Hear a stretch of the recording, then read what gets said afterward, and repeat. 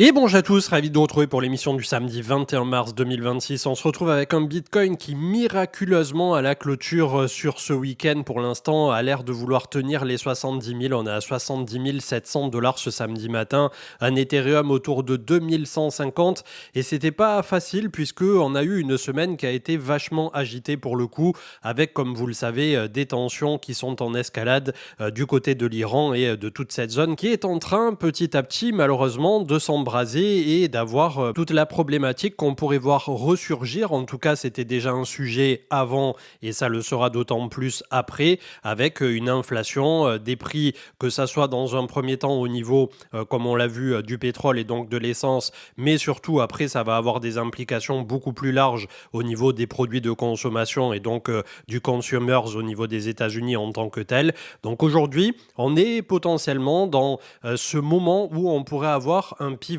économique entre une économie qui, malgré tout, ces derniers trimestres, s'était démontrée vachement résiliente et aujourd'hui, peut-être sur fond comme ça de tensions énormes macro et géopolitiques, une économie qui va ralentir, une inflation qui va repartir et ce qu'on appelle à minima la stagflation, c'est-à-dire le moins bon des scénarios avec une économie qui pendant quelques trimestres à quelques années ne fait pas grand-chose, voire recule et empêche justement à la fois d'avoir la confiance des ménages et la consommation, donc d'avoir une économie florissante. De même qu'on va se poser la question pour l'ensemble des marchés jusqu'à cette fin d'année 2026, de si on ne va pas se prendre une petite tirette et on verra ça dans un instant par la suite au niveau de l'analyse technique avec un S&P 500 qui est au bord du gouffre en effet et il va falloir surveiller ça avec précaution.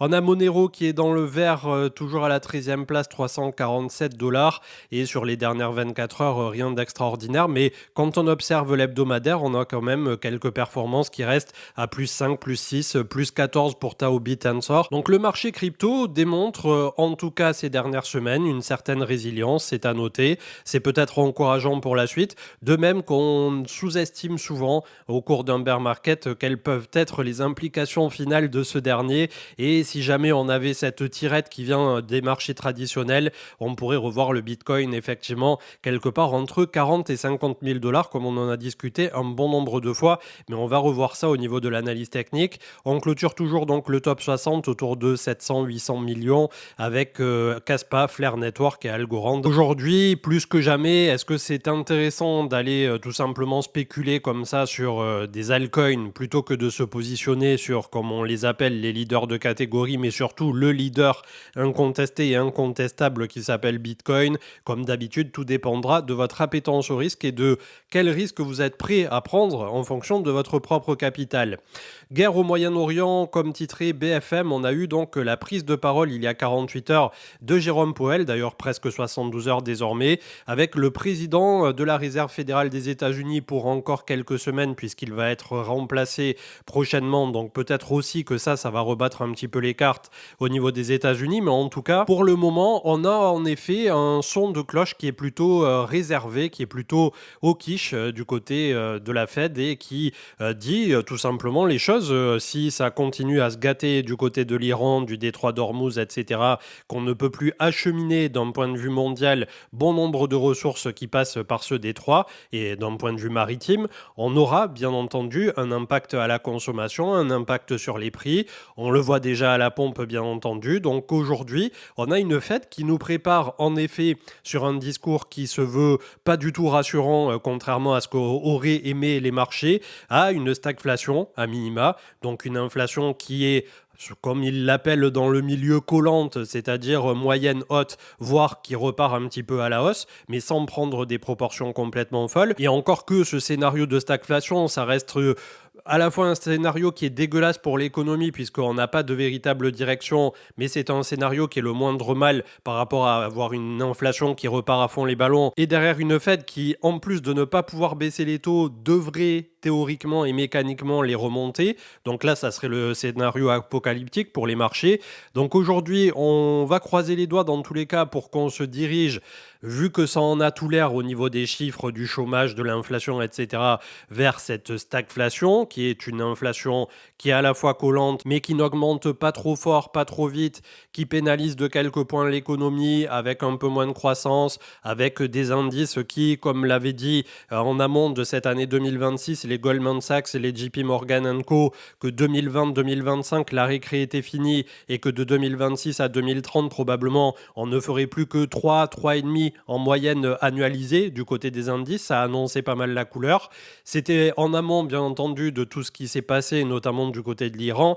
Mais aujourd'hui, force est de constater que cette année 2026, en effet, s'ouvre sur ce précepte qui n'est pas super réjouissant. Et en plus, pour cette année électorale du côté des États-Unis, on est sur les midterms qui arriveront autour de l'automne. Et c'est assez marrant d'un point de vue calendaire d'ailleurs de se dire que si on compte les jours en plus du côté du marché crypto, on pourrait être pile poil dans le futur point bas et le pico bottom de ce cycle. Donc voilà, pour l'instant, tant que le cycle existe de 4 ans, entre grands guillemets, on va continuer de l'observer, bien entendu. Et si un jour il disparaît complètement et que le marché crypto vit sa propre vie vis-à-vis de lui-même et vis-à-vis des autres marchés, bien entendu qu'on sera les premiers pour le relever factuellement. Mais aujourd'hui, rien ne dit en effet que ce cycle de 4 ans ne continue pas un minimum à régir les aléas des flux qui se dirigent par moments positivement sur le marché crypto et qui, lors des bear markets, ont tendance à s'en retirer tout aussi vivement.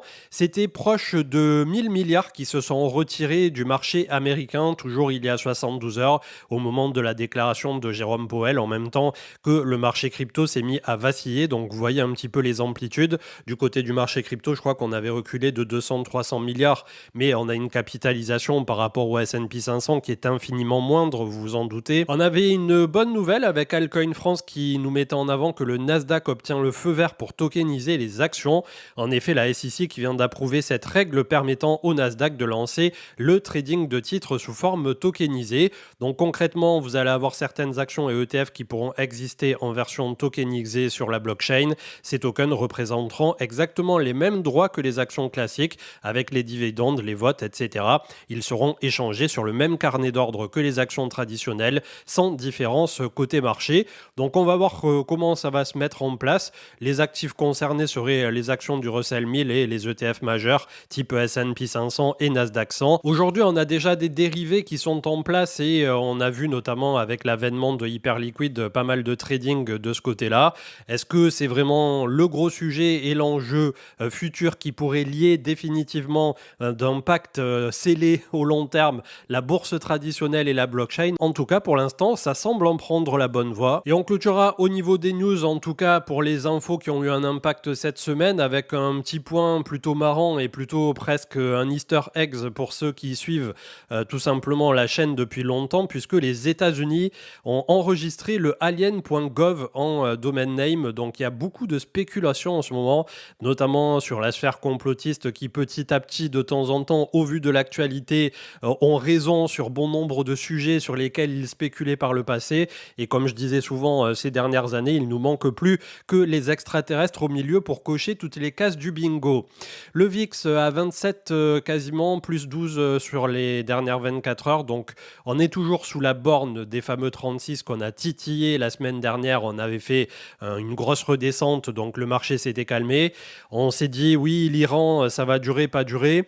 Là, pour cette semaine en particulier, malheureusement, ça n'a pas pris une bonne direction. Et juste à la clôture des marchés, on a Donald Trump, le président des États-Unis, qui a fait une déclaration en disant que dans tous les cas, il ne voulait pas que ça s'enlise du côté de l'Iran et qu'ils allaient trouver une solution, etc. Blablabla. Le tout en débarquant en simultané de cette prise de parole à peu près 8000 soldats des États-Unis du côté de l'Iran. Donc clairement, on marche sur des œufs actuellement et on va avoir des opportunités, elles sont déjà là. Et en l'état, on a donc le pétrole qui continue de se chercher, que ça soit l'US Oil ou le UK Oil qui est lui-même à 110 $, tandis que le US est à 98. On a spike sur les deux autour de 120 la semaine dernière. C'est pas revenu chercher un nouveau point haut, mais surtout ce qu'on observe, que ça soit du côté des États-Unis, de la France, de l'Allemagne, peu importe là où l'on regarde, même du côté asiatique, puisqu'on a vu récemment que c'était pareil du côté du Japon, c'est les taux longs qui sont en train de continuer d'exploser, puisque on est sur un marché qui joue extrêmement défensif. Et ça faisait partie de nos petites cases du bingo pour 2026, on y est. On a donc le 30 ans américain qui est de retour autour de 5%, c'est-à-dire on vous paie un coupon annualisé de 5% pour placer votre argent tout simplement dans les bons au trésor américain. Donc aujourd'hui, quand on vous propose comme ça 5%, bien entendu qu'il y en a beaucoup qui ne vont pas aller chercher beaucoup plus loin sur les marchés. C'est pareil pareil, même pour le 2 ans qui est autour de 4 points. Le 20 ans est à 4,98, donc on est encore plus proche sur le 20 ans des 5 points que sur le 30 ans. Le 10 ans est à 4,40, le 5 ans est à 4 points. Donc inutile de vous dire que tant qu'on est dans un environnement comme ça, qui est ultra favorable à la non-prise de risque quelque part, eh bien c'est un environnement risque adverse et on va avoir très certainement des implications qu'on peut d'ores et déjà apercevoir sur un S&P 500 qui est au contact du 0,236 de Fibo, 6500 points et qui a touché pile poil la moyenne mobile à 50 semaines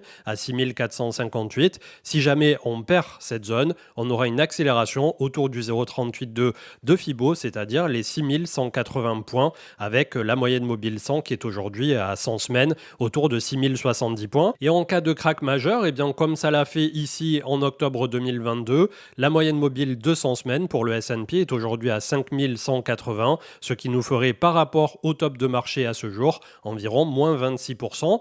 Il y a assez peu de chances que ça se réalise puisqu'on a déjà fait un moins 20 bien tassé au cours de l'année précédente en avril 2025. C'était il n'y a même pas un an au moment des tarifs de Trump. Là aujourd'hui on est sur un RSI qui est déjà autour de 40 en hebdo. Donc c'est un RSI qu'on avait touché en octobre 2023 sur une correction qui pourrait finalement être assez similaire à la correction d'aujourd'hui et on était sur un moins de 10%, sachant que là pour l'instant sur la moyenne mobile 50 on est plutôt autour de moins 7, moins 8, donc vous voyez que entre moins 10 et moins 8 on est à peu près sur la correction de type 2023. Est-ce qu'on va chercher une correction 2022 ou une correction avril 2025 sur le S&P? En tout cas, on est déjà pas mal avancé sur cette correction. Vous l'avez vu même au niveau des 7 magnifiques, on a des reculs de moins 10, moins 15, moins 20 et au-delà. Donc il y a déjà des opportunités, mais est-ce que ça se transforme vraiment en quelque chose de beaucoup plus dur avec des conséquences qui continuent de s'enliser et un blocage au niveau du détroit d'Ormuz et de toute cette zone autour de l'Iran, puisque c'est un embrasement un peu généralisé et régionalisé désormais.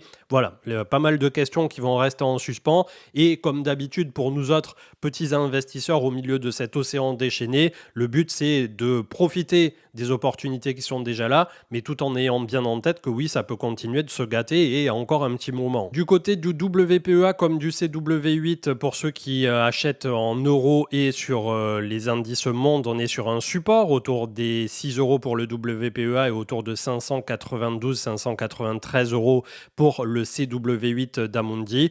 Là aussi, on a pas mal de zones clés pour le moment, c'est pas énormément plus dégradé, on a moins de volatilité qu'en n'ayant que du marché américain et il y a pas mal de personnes aussi qui continuent de se positionner sur les marchés émergents. Le CAC 40 qui a cassé son support donc au cours de cette semaine de façon impulsive, 7922, le support on est à 7665. On va très certainement revisiter la moyenne mobile 200 qui est juste en dessous à 7420, ce qui nous ferait un delta par rapport au top sur l'indice français d'environ moins 14%, donc moins de volatilité que sur le marché américain et un marché français qui malgré tout s'est pas mal réveillé ces derniers trimestres et une Europe qui a l'air de vouloir reprendre un petit peu son destin en main. D'ailleurs en parlant de l'Europe, ça joue un petit peu avec le support ici, donc on a perdu la moyenne mobile 50 sur l'Eurostoxx 50 qui se trouvait autour de 5540 points. On est sous la moyenne mobile à 50 semaines, la moyenne mobile 100 se trouvera autour de 5280 et la moyenne mobile 200 autour de 4700 points pour le stock 50. Côté métaux précieux, le gold déroule à la baisse également cette semaine, donc à peu près tout est vendu en l'état. Signe ou pré-signe que le marché pourrait paniquer, mais pour l'instant le VIX n'est pas suffisamment haut pour nous déclencher un véritable signal de panique. Ceci étant dit, ça arrive un peu en temps réel au moment où ça arrive, donc malheureusement pour nous, quand le moins 20% est acté du côté des indices, la plupart du temps, eh bien, il est un peu trop tard pour se retourner si on voulait alléger des positions. C'est pour ça qu'aujourd'hui, la plupart des investisseurs avisés ont un petit peu de cash et attendent ou font un DCA ou entre les deux. Mais voilà, il y a beaucoup de personnes qui se posent pas mal de questions et c'est louable en l'état. On a le gold donc qui perd sa moyenne mobile 20 semaines à 4600, il est à 4005. On aura la moyenne mobile 50 à 4000, quasiment 3940. Moyenne mobile 100 à 3282 et pour du très long terme, moyenne mobile 200 autour de 2600$ l'once pour le gold. Donc pour l'instant, c'est une correction qui, comme sur les indices et bon nombre d'autres choses, qui rentrent comme ça dans des bull runs qui, au niveau du gold, pourraient être un bull run séculaire. On a en effet des corrections qui se font au prorata de la montée et que ça soit en temps ou que ça soit en termes de pourcentage ou de prix. Pareil, le RSI a déjà bien purgé, il est autour de 50. On le laisse encore un petit peu purger. On a beaucoup de volumes qui ont été exécutés au niveau de l'or et on continuera dans tous les cas d'avoir un gold qui est recherché, du moins tant que la planète continuera de jouer comme ça un peu un scénario guerroyeur plutôt que sur l'apaisement et malheureusement pour les populations, que ça soit locales ou mondiales. 2400 milliards pour le crypto total qui à deux reprises échoue à la reprise dès 2005. Ceci étant dit, on est dans un petit range compris entre la moyenne mobile 200 en bas de 1000 milliards et donc cette zone des 2005 qu'on n'arrive pas à reprendre. On est déjà pour le crypto total comme pour Bitcoin sur un moins 50 bien tassé. Les oscillateurs sont déjà très bas. On était venu chercher les points bas de 2022 sur le momentum MACD. On est venu chercher quasi le point bas de RSI de 2022. Donc il est vrai que quand on regarde comme ça, on se dit oui, le marché crypto pourrait bottom entre 2000 et 2500 milliards. Oui, Bitcoin pourrait bottom entre 60 et 70. Mais la question qui demeure, c'est si on se prend le fameux moins 20% du côté du marché américain, chose qui en l'état ne devrait pas arriver vu qu'on l'a déjà eu en avril 2025 et que la statistique, c'est à peu près tous les 4 ans, entre 3 et 4 ans pour un moins 20% et tous les 8 à 12 ans pour un moins 30%, c'est-à-dire un véritable crack. Voilà, ça ne serait pas de chance qu'on se soit pris moins 25 au moment des tarifs de Trump il y a moins d'un an et qu'à nouveau, à peine un an plus tard, on embraye sur un moins 20, moins 30 ou quelque chose dans ce style. Donc pour l'instant, on va plutôt miser, entre guillemets, même si j'aime pas ce terme, quand on investit intelligemment sur le fait qu'on n'aille pas beaucoup au-delà d'un moins 10 sur les indices et que Donald Trump, qui est quand même très orienté marché et business, sauve un petit peu les meubles s'il voit que ça part en cacahuète, plutôt que de se diriger vers quelque chose de cataclysmique. Ceci étant dit, ce qui se passe d'un point de vue macro et géopolitique l'est cataclysmique, donc en l'état, voilà, c'est plutôt de ça dont il faut jauger.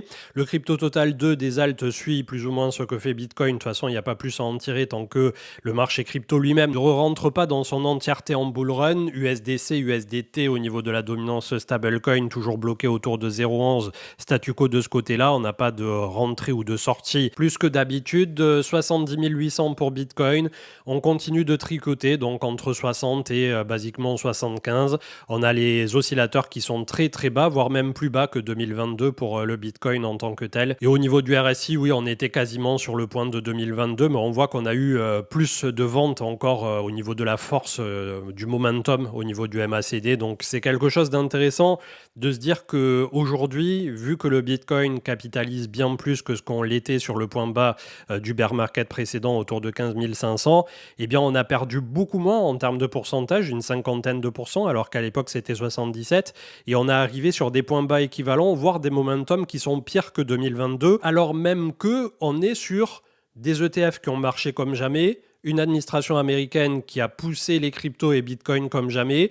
Donc en l'état, il est vrai, j'aimerais me laisser convaincre par ceux qui ont cette thèse, tout simplement, que oui, on pourrait très bien avoir un bear market moins traumatisant sur ce cycle en particulier, mais modulo le fait que aujourd'hui, on reste malgré tout sur la perception, en tout cas, qu'en ont les gens encore et toujours. Ça prendra encore quelques années sur un outil un petit peu spéculatif, un petit peu nébuleux, qui fait un petit peu peur aussi. Enfin voilà, il y a beaucoup de choses en fait à prendre en considération et c'est pour ça qu'aujourd'hui aussi, quand on investit en son âme et conscience et d'un point de vue un peu patrimonial, comme on dit souvent dans les crypto-monnaies, il faut savoir jauger de la pertinence de ce qu'on y alloue tout simplement par rapport au patrimoine général pour ne pas que ça ait un impact complètement délétère si un jour justement le marché crypto ne part pas dans le sens tel qu'on laisse compter. La dominance, ça faisait un petit moment qu'on n'était pas passé dessus, donc c'est le rapport de Bitcoin face au au reste du marché, on est autour de 59% et ça fait depuis quasiment septembre 2025 qu'on est autour des 60 à plus ou moins 1 ou 2%.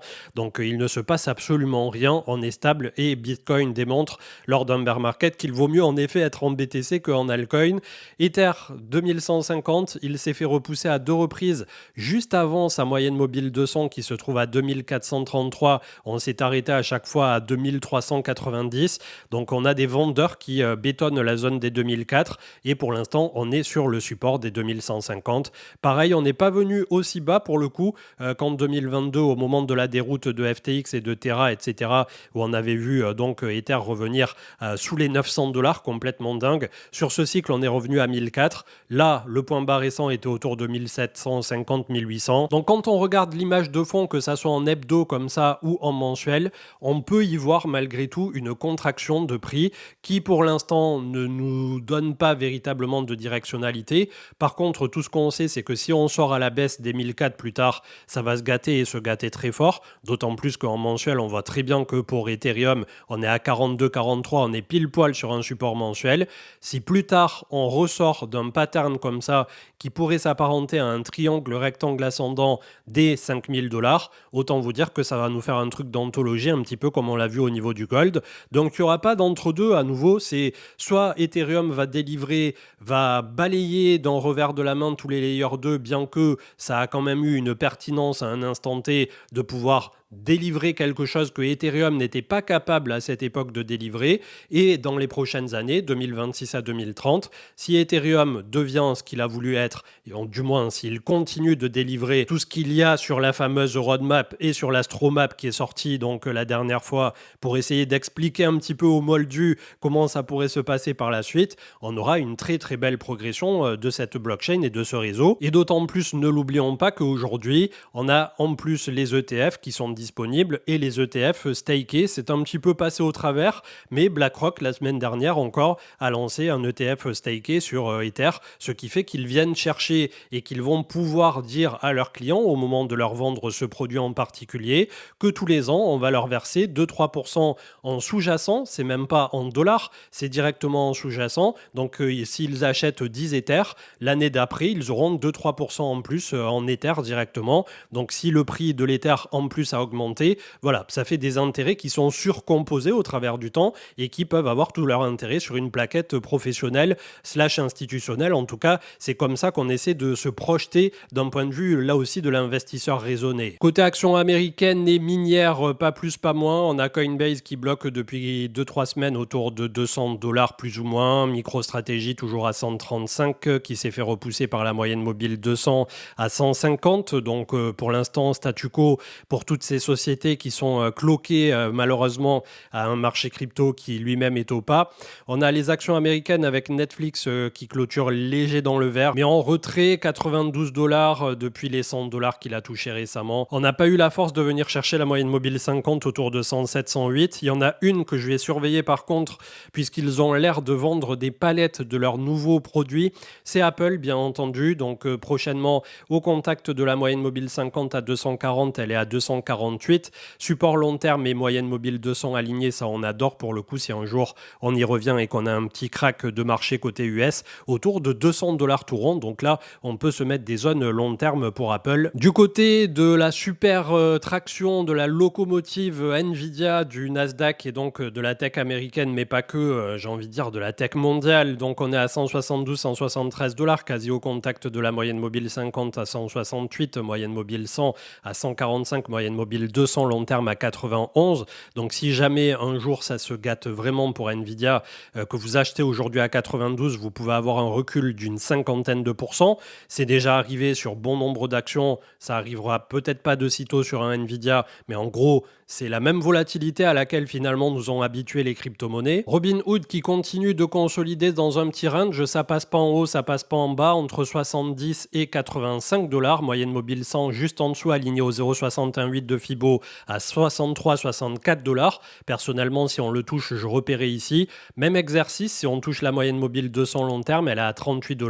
En l'état, on a un RSI très bas, on a un MACD qui est en train de fléchir. Je pense pas qu'on ait besoin de retourner autour de 40 balles pour Robinhood. Par contre, toute cette zone comprise entre 60 et 70 sur lesquelles on est aujourd'hui, voilà, c'est une zone pour moi de DCA qui semble tout à fait logique pour le coup. Côté action française, il y en a une qui se fait un peu plus dérouiller que les autres à court terme, c'est Hermès qui a perdu sur cette semaine de 1888 à 1656 €, perte de toutes les moyennes mobiles. On a une structure qui est vraiment très topiche pour le coup, hein, ici. Si on perd cette zone des 1650 €, je ne sais pas où l'on va terminer pour le coup pour Hermès. Donc le secteur du luxe encore et toujours qui continue de se prendre le bouillon pour la France. Ce qui démontre une fois de plus, si on avait besoin de s'en convaincre, qu'on est totalement dans un marché aujourd'hui qui est anti-risque. Taobi Tensor avec des bonnes nouvelles encore et toujours, mais pas mal de spéculation pour le court terme. Moyenne mobile 20 autour de 246, la 50 qui a quasi été touchée en haut 313. Ceci étant dit, c'est un des charts les moins dégueulasses qu'on puisse observer aujourd'hui au niveau des altes, donc c'est à noter pour le coup. Pareil pour Solana, belle contraction entre un support qui est défendu entre 75 et 80 $, moyenne mobile 200 à reprendre à 103, mais par la suite le véritable pivot est beaucoup plus haut à 135. Ceci étant dit, les oscillateurs sont plutôt en fin de contraction qu'en début, c'est à noter également pour un seul. Hyperliquid qui nous a offert donc un x2 depuis le point bas de janvier 2026, 20 $, on est venu chercher 44. Pour l'instant, il se fait repousser. Attention à la clôture de cette bougie cette semaine. Comme d'hab, après, ça reste un des sujets et des dossiers robustes de ce cycle qui très certainement, on l'espère tous, continuera de l'être sur le cycle d'après. Donc après, aujourd'hui, quand on regarde tous les alts comme ça, que vous ayez un coup de cœur, que vous ayez un dossier fondamental ou que vous ayez des convictions ou que juste vous vouliez spéculer un petit peu sans trop mettre les mains dans le cambouis, le but est de sélectionner peut-être au niveau du marché crypto entre 3 à 5 actifs grand maximum. Et si vous n'êtes pas sûr de vous, comme d'habitude, il y a un seul phare dans la nuit au niveau du marché crypto et il s'appelle BTC. Ça représente toujours pas un conseil en investissement ou quoi que ce soit, c'est juste que factuellement et historiquement, c'est l'actif le moins volatile et qui a le moins de risque de ruine, c'est-à-dire d'aller à zéro par rapport à l'ensemble du reste du marché. Ça ne veut pas dire que c'est pas risqué. Sur la réglette de risque qui va à 7, 8, 9 des banques traditionnelles, je pense que le marché crypto est à 15 par rapport aux actions qui sont peut-être à 7 ou 8, un truc comme ça, 6, 7.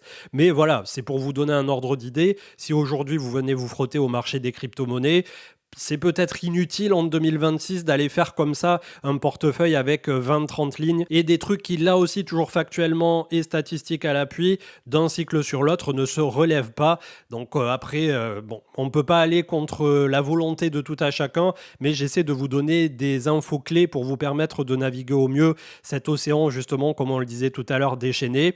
On clôturera avec l'Asie qui, contrairement donc au niveau des taux longs aux États-Unis qui ont augmenté de façon substantielle, des 2-3%, c'est complètement fou. Le JPY 20 ans et 30 ans reculent eux de 0,60 et 0,40.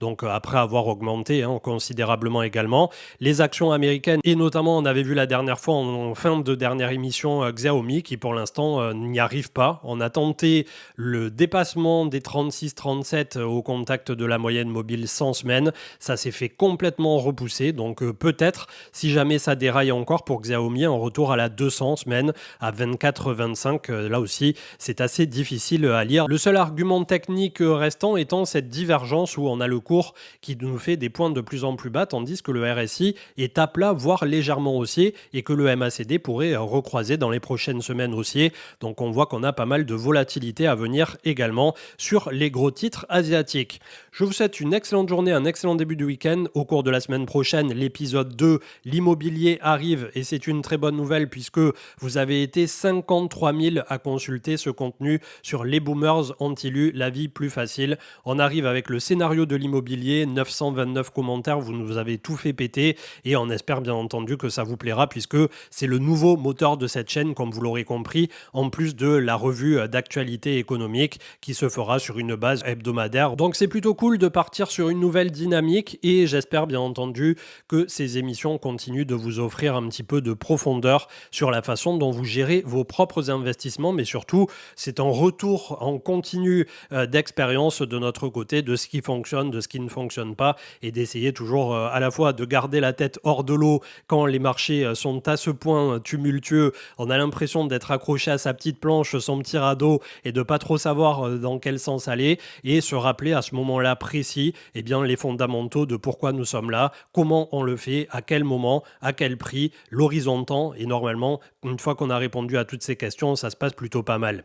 Je vous souhaite un excellent week-end et je vous dis à la semaine prochaine. Ciao, ciao.